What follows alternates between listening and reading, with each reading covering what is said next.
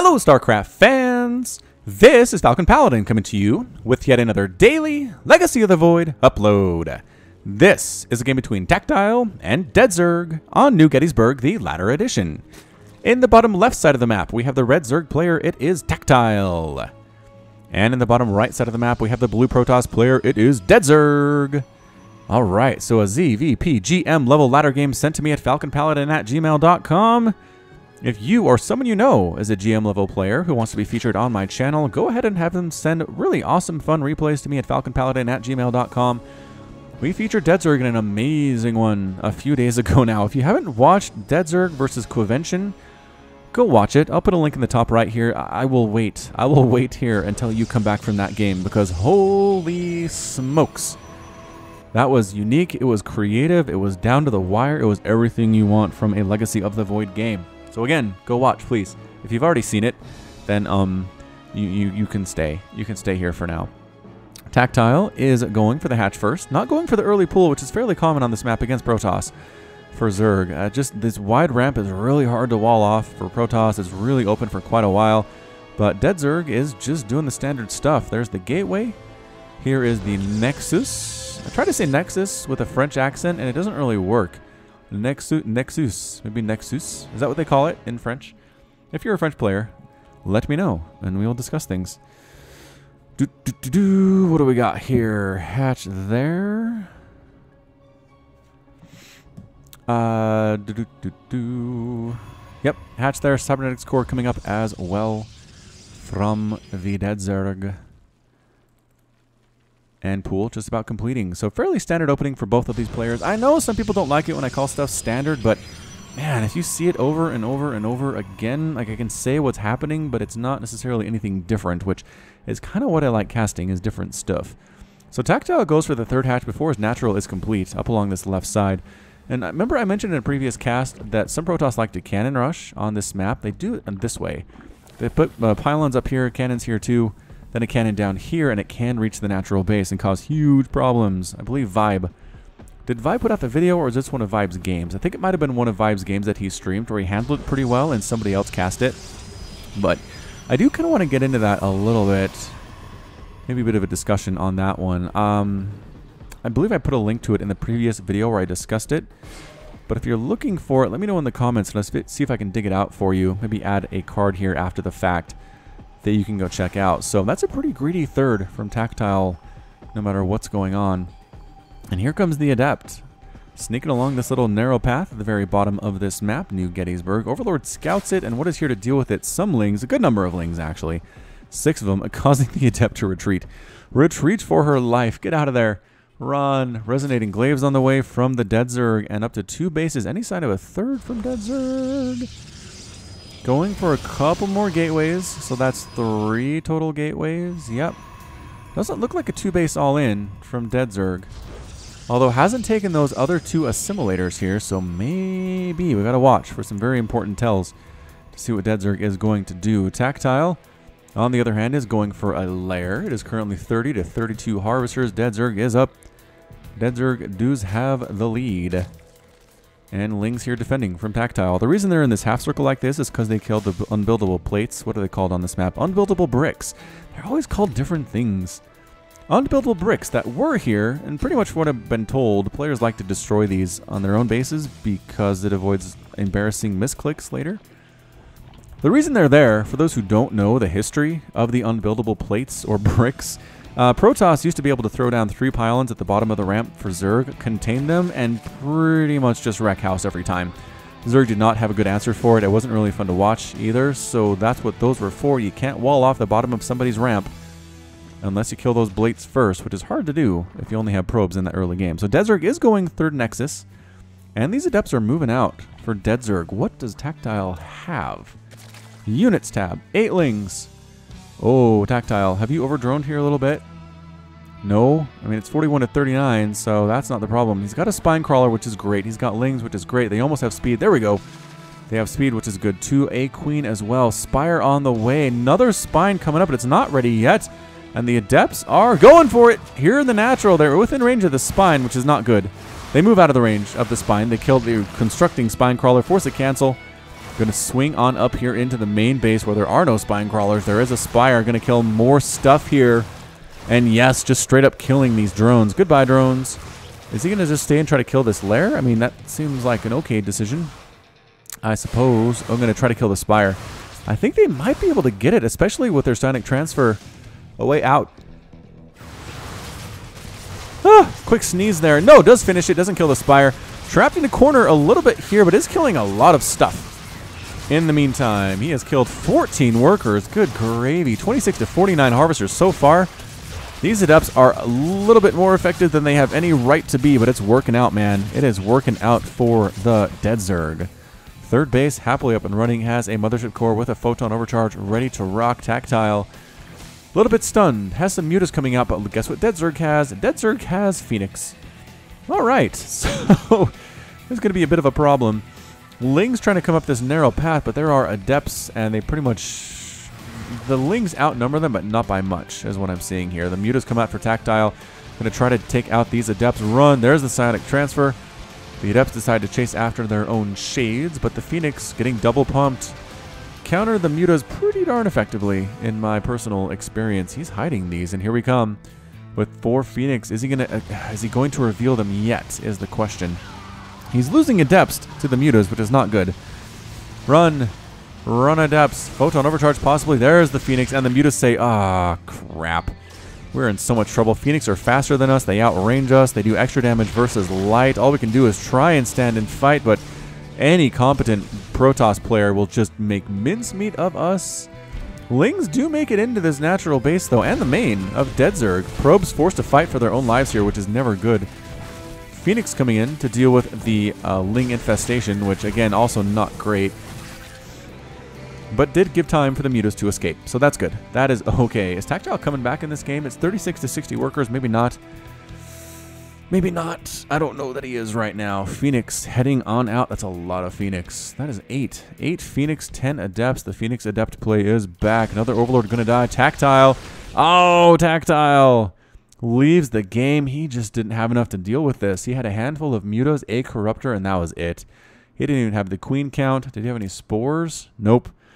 Nope, never able to really recover from that early attack of the Adepts that killed 21 of his drones. He was down 20 workers. The Phoenix were just going to wreck, and he tapped out. So that's it for our game 1 of our small short game compilation featuring Deadzerg. And let's get into game number 2, starting right now. Welcome back, StarCraft fans, to our sneaky twofer featuring Deadzerg. And this is going to be a game between Deadzerg and Xenomorph on Frozen Temple. In the top left side of the map, we have the red Protoss player. It is Deadzerg. And in the bottom right side of the map, we have the blue Protoss player. It is Xenomorph, which I think is technically the name of the alien in Aliens, right? It's a Xenomorph. I don't know. I just watched those movies for the first time a couple of months ago now. So I could be wrong.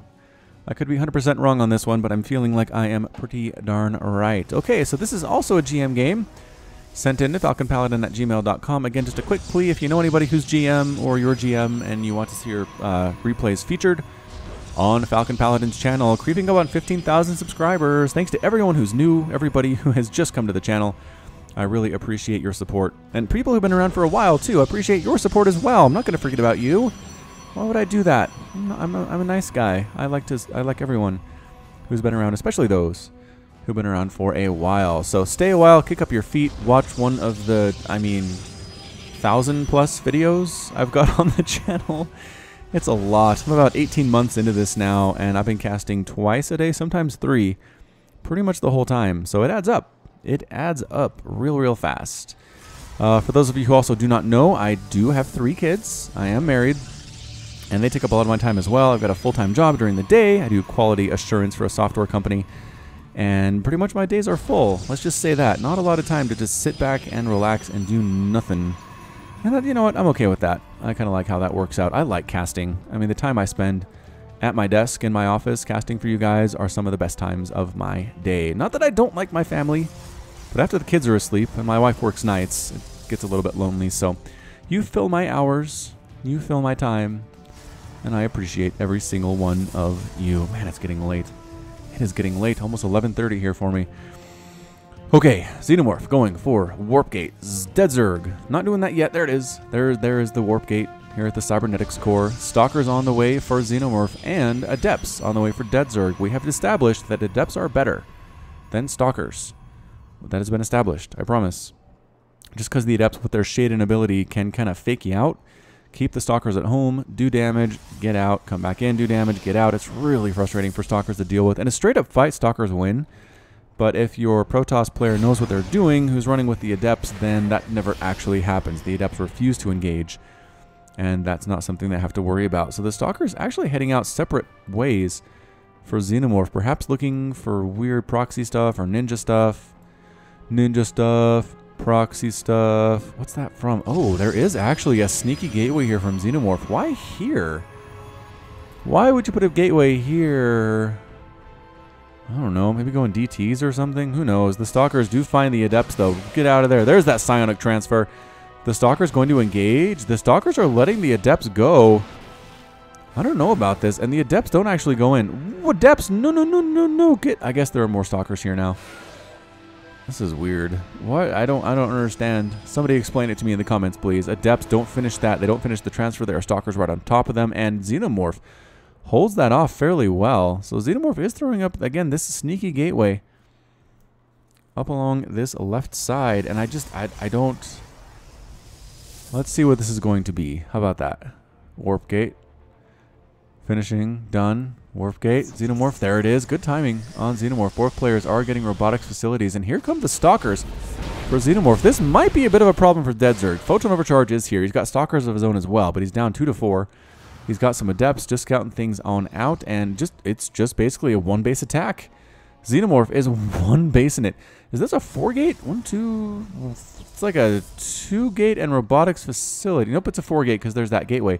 4-gate robo here from Xenomorph. Can Deadzerg hold this with his second Nexus? I do not know. It's 26 to 24 Harvesters. Deadzerg has a slight lead here, but Xenomorph is all-inning hard. And here they come. Stalkers focusing down the Adepts. The Adepts die. I'm not sure how useful they are to Deadzerg anyway, but they're gone. And that Stalker count is 12 to 6. Xenomorph pushing in, killing that pylon at the natural base. I don't know how Deadzerg can get out of this thing. He is substantially down. He does have an Immortal. He does have an Immortal doing that 50 damage per shot on these armored Stalkers. Don't put him in the front, though, Deadzerg. No! Not in the front.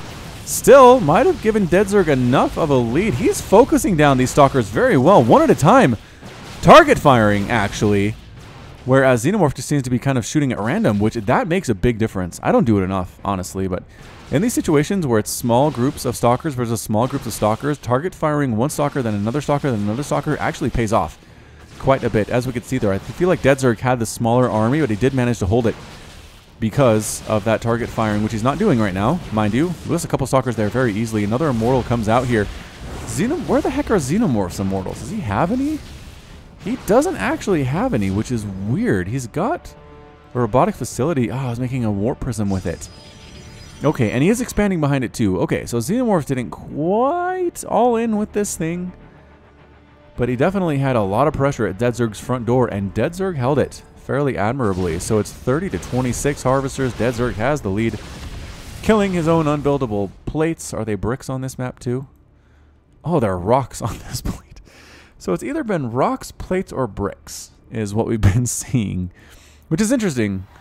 I don't know why the difference in the names. They're all the same thing as far as I know. So 1 Stalker and 3 Adepts inside this warp prism by Xenomorph that is heading on up to Deadzerg's natural base, and Deadzerg's moving out. Oh no.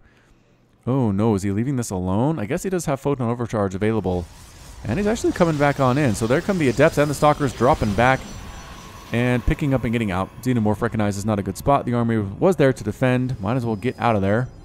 And again, well defended by Deadzerg against a very aggressive Protoss player so far. I mean, mirror matchups can just kind of be coin flips in a lot of ways, but Deadzerg is doing what he can, winning the small engagements, defending well, not letting Xenomorph's aggression kill many of his probes. I think he's lost 1 so far. 2 probes so far. He's up 39 to 33 Harvesters.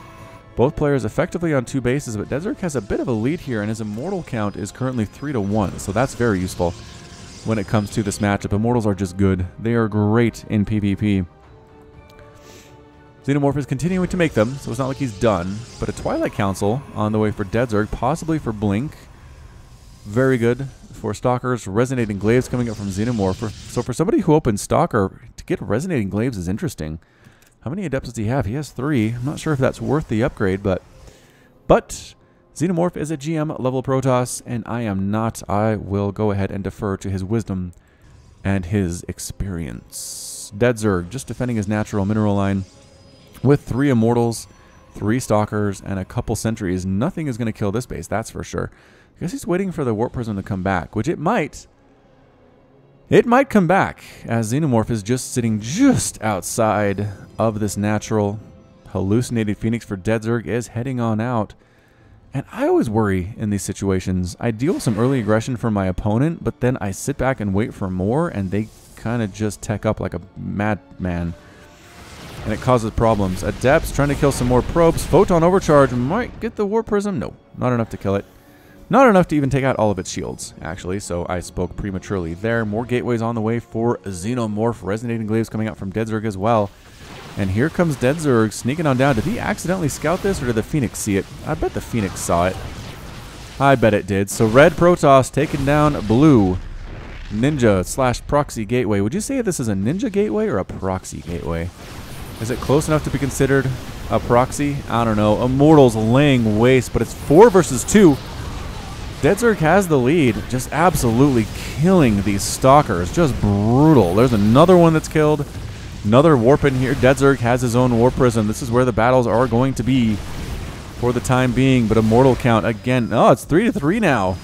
Oh no. Deadzerg loses that all-important Immortal lead. Can the Stalkers take down that Warp Prism? They don't even want to do it. Adepts trying to come on in. They're trying to stop Xenomorph from going. And Immortal picked up at the last second by Xenomorph. Good job. Great Warp Prism micro there. It's 91 to 71 total supply. More Adepts warping in for Deadzerg. He's got that all-important Resonating Glaives upgrade. And here he goes. Killing a Pylon, which will not supply block Xenomorph whatsoever. Neither player producing anything right now, which is kind of weird.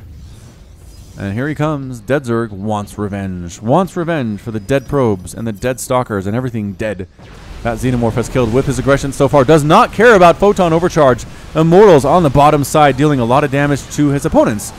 Immortals, actually, Adepts dying all over the place. Both players are losing them with their Resonating Glaives. Deadzerg warping in additional Adepts at the front lines, and Deadzerg wins that battle handily. Handily. Xenomorph's Immortals are not long for this world. Kaboosh. 4 kills on one. 4 kills on the other 2. Yeah, both actually more. They all 3 have 4 kills. That's weird. But that's it. A GG from Xenomorph. Xenomorph is defeated. And Deadzerg is victorious, sitting on in here, trying to kill what is left of Xenomorph's natural, and decides to leave the game as well here at 10 minutes and 14 seconds. Whew, that was a pretty fun PvP. A little short one, good action. I liked the opening from Xenomorph. It was strong. He almost had Deadzerg too. He almost had him.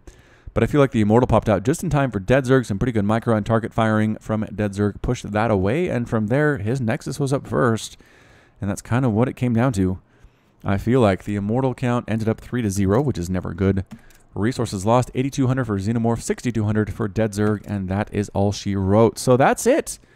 That is it for our little Deadzerg twofer. Hope you enjoyed it, Protoss fans. I know I enjoyed casting it for sure. And again, we'll keep doing this stuff. Little sneaky twofers all over the place. Especially as I run out of longer games to cast. So bear with me on this. I hope you enjoy what the channel is going to look like here in the near future, because I am doing my best to make sure it's entertaining and consistent as always. And that's it from me. So this has been Falcon Paladin coming to you with yet another daily Legacy of the Void upload. Go ahead and hit that like button. Hit the subscribe if you like what you saw and what you heard today. You can also catch me on Twitter, Facebook, and Patreon, all at /Falcon Paladin. And until next time, as always, thank you so much for watching, and you take care of yourself. Patrons! Nicholas Cheek, Sean Govin, Nick Riley, Josh Cornelius, Jin, Robert Farmer, Kayan, Matt Meermans, Hakon Marcus, Christopher, Alex Coffey, Ben Raboyne, 19 Day, Kith Garlow, Alexander Canaras, Complex, Ian Westbrook, Michael McIntosh, Sam Estagoy, Bo Brissett, Kale Anderson, Trevor Smith, Manhattan, GMP, Sik Kupata, Pedro Batsaris, Michael Wellen, Plaid, Henry Cooper, Clayton Knight, Jan Kodera, Kevin Chang, Raji Butt, link at the top right. Thank you. Bye.